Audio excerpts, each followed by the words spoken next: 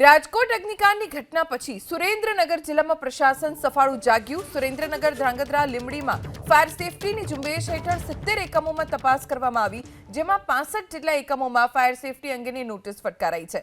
આ એકમોમાં ફાયર સેફટીના સાધનો અને ફાયરની એનઓસીના ધરાવતા તમામને નોટિસ આપવામાં આવી, જેમાં હોસ્પિટલ, સ્કૂલ, હાઈ-રાઇઝ બિલ્ડિંગનો સમાવેશ થાય છે। આ પહેલા હાઈવે ઉપર આવેલા વોટર પાર્કને પણ સીલ મારવામાં આવ્યું હતું।